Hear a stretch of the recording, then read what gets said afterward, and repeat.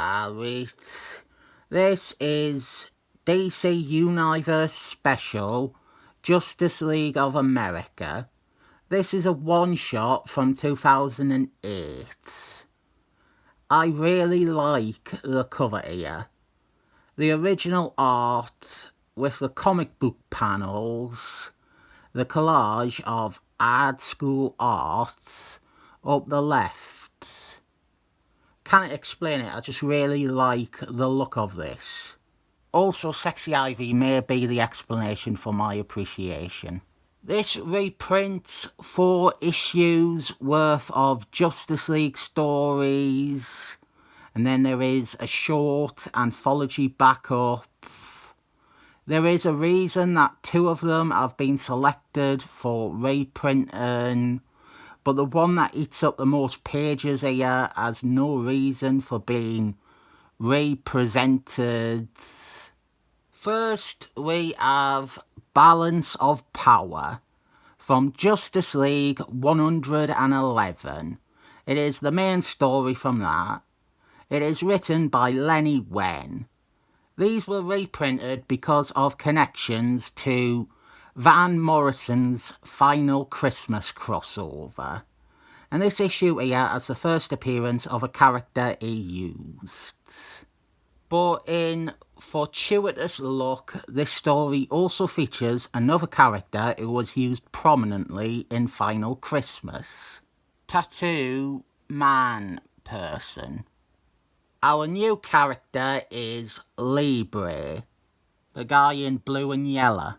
He is assembled an Injustice League, and he does a Marky Mark G style pitch saying unions are good. The team of bad guys we have here is pretty solid, and some of the pairings with heroes are interesting. And then the Justice League do what they always do, and they split up into smaller groups. And they stupidly listen to Mr. Fantasticals, who is bored and wants to fight someone different. So they all decide to not fight their usual enemies. First up is Acroman and Green Lanterns versus Sexy Ivy and Mirror Man. I suppose now is the time to get into the criticism that not only do we barely get to see these intriguing matchups, but there's almost no resolution to the inclusion of this Villain team.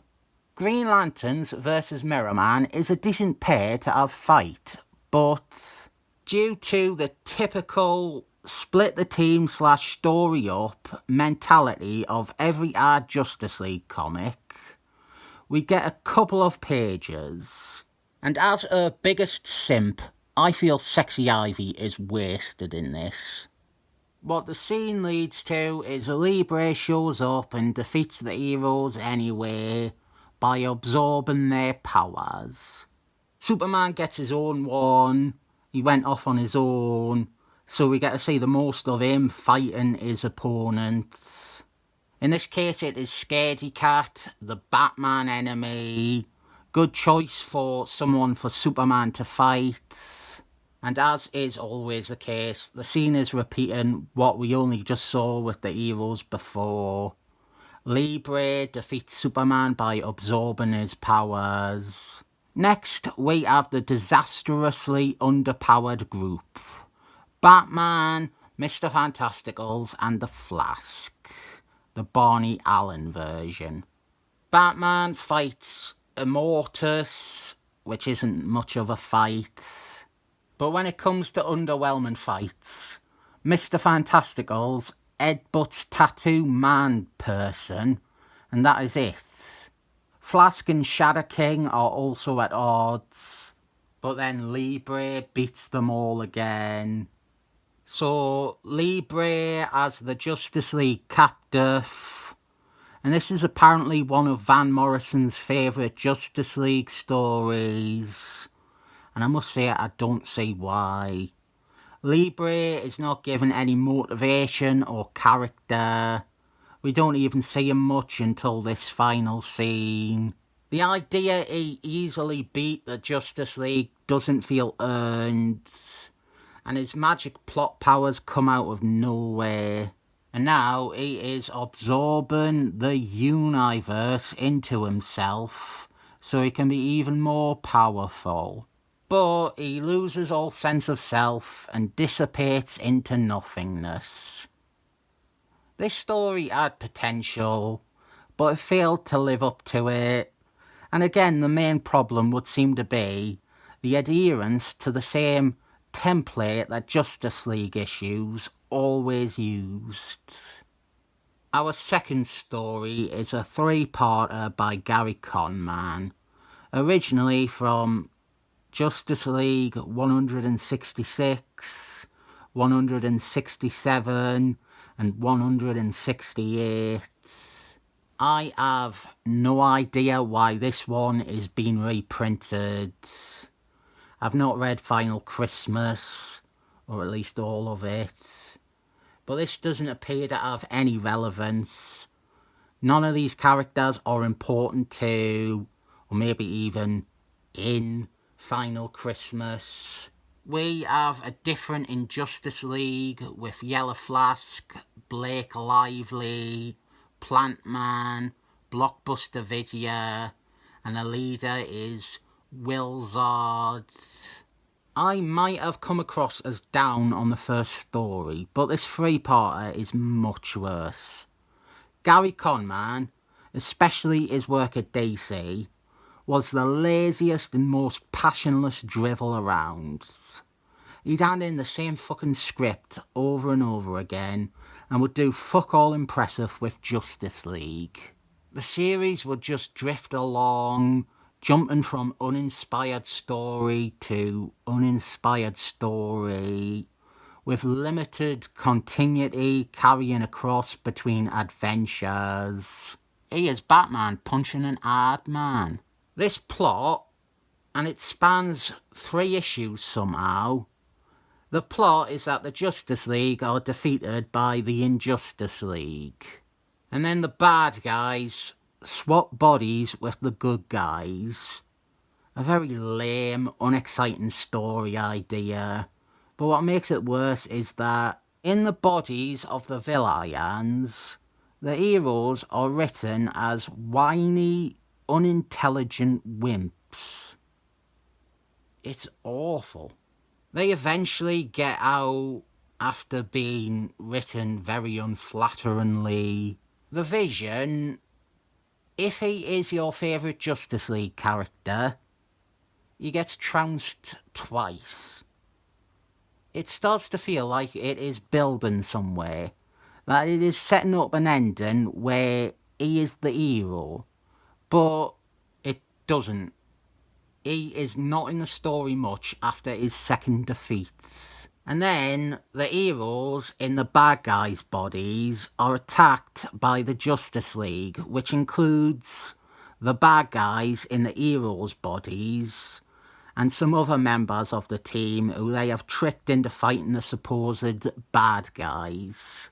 Oh, and Gary Conman is still afraid of women, so he has arguably the most powerful woman on the team sit this one out.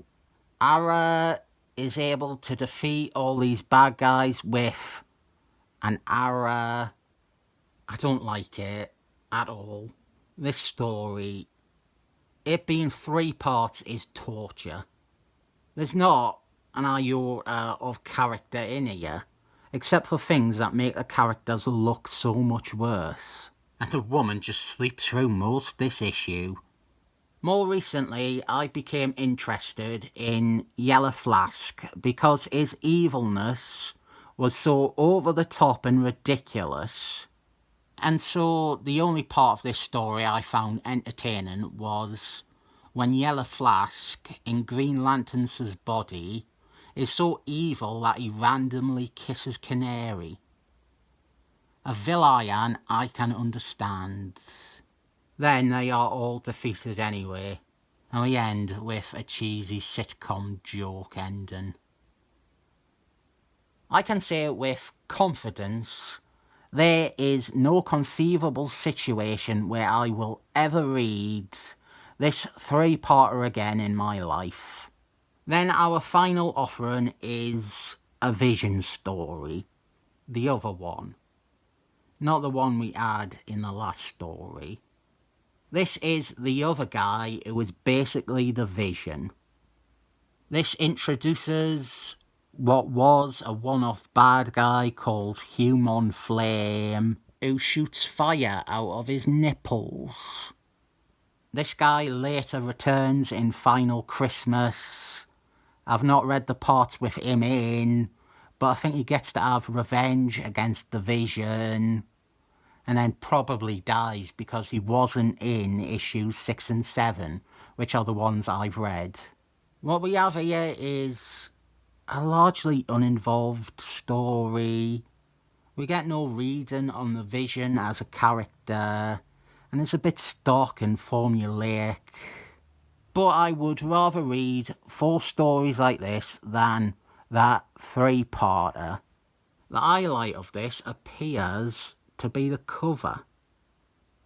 I love the new art by Suki Ryan House, and I just love seeing the vintage art with quite overdone newsprint effect on it. I really like it. I think as a collection of reprints, it probably would have made more sense to include Tattoo Man Person's first appearance. Green Lantern's 23, I think it was. That would have made more sense than the completely unrelated Gary Conman story. I don't know enough about Final Christmas to suggest any other Justice League stories. Maybe that issue of Jack Quimby's Superpowers where they fight Darkseid. Anyway, I think if you have a better tolerance for the rinse and repeat Silver Age Justice League formula, or if you have nostalgia for Gary Conman Justice League stories, this is a decent offering.